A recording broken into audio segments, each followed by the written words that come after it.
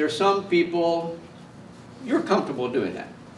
I've noticed through the class you don't have a problem with me, okay? But I do too. That is so comfortable with me. And crossing legs.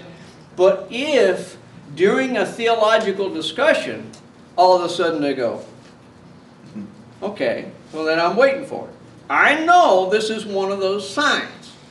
So even during my theological discussion, she's still smiling at me. And I'll go, she just likes to cross her arms. They just like to cross her legs. I'm okay with that, but I'm watching it, okay? It's the first sign. It's the least of the offensive sign. Then, watch their eyes. When I first walk into a patient's room, I'm noting where the clock is. You don't have one here located behind the wall. But if I'm in a patient, normally, if their bed and the head is this way, and their bed is here, I'm kind of sitting somewhere on this side, and the TV and the clock are behind me, normally. So I'm going in the room going, TV here, clock there. Remember, Larry, okay? And I'm sitting down, and then they start looking over the clock. They start looking at the TV. A man taught me this 33 years ago when I first started dating my wife. My wife and I, being single, went to this couple's house. And about 10:30, this man said to me, Larry, Sarah wants to go home now. I looked over at her. Did you? She goes, I didn't say anything. And I go, well, how did you come up with that, Jim? He goes, well, she looked at the clock 3 times. I go, wow, I got to learn from this, you know? It was like later on in my training, I go, that's what Jim was doing. He was staying alert. He was wanting to know when the conversation's not right. Okay? So I took her home. But I would have never picked up on that. Same thing with the TV. They may be looking at the TV and going, that's my favorite program, or I'm just not interested in you. I don't know why they're looking at the TV. But for whatever reason, they're not looking at me anymore. So I don't say, well, I guess you don't like my conversation. But you back out of the conversation, maybe change the topic, and then they're looking at you again. Well, it was the topic, okay? Or it may have been, I'm interested in that space shuttle going off at that time. Okay. In fact, well, let's just turn our chair around together and let's watch it. Because if that's more important to them at that time, that's what I'm there for. You go, well, I didn't get to pray my prayer and do my ministry. Yes, I did. I did my ministry. I watched TV together.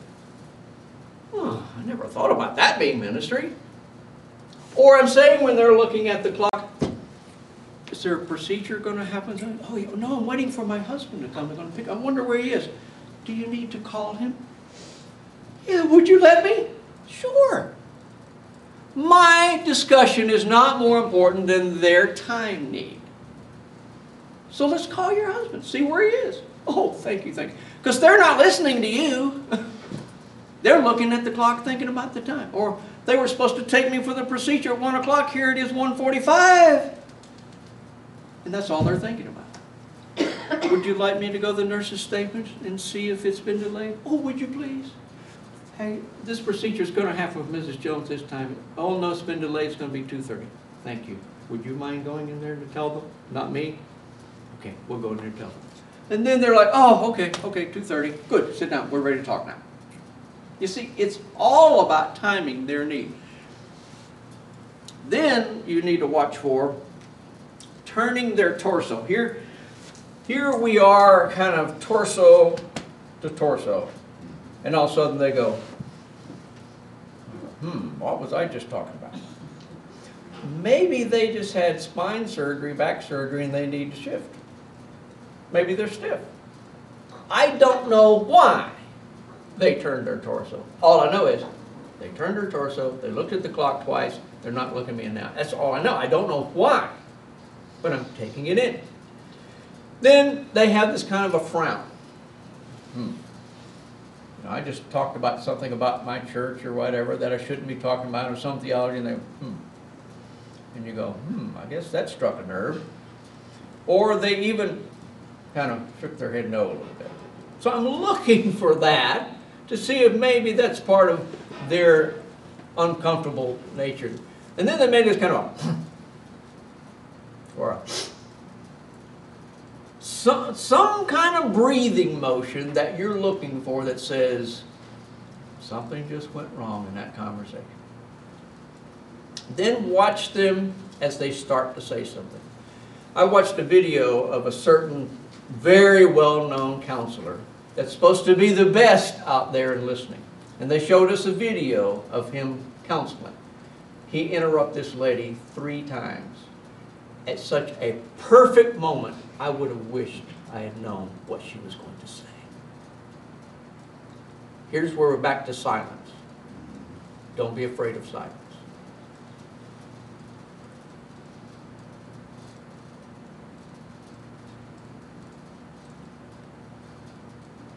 Somebody wants me to say something. Okay? That's what silence does. Say something. And that's why you feel, I need to say something here. I need it. You don't have to. Just ask a question. Wait for them to talk. They teach us in sales, after you say, would you like to buy this car? The next person that talks loses. If you use the salesperson talk next, you lose the sale. If you use the customer talks next, you lose, you buy the car. Okay?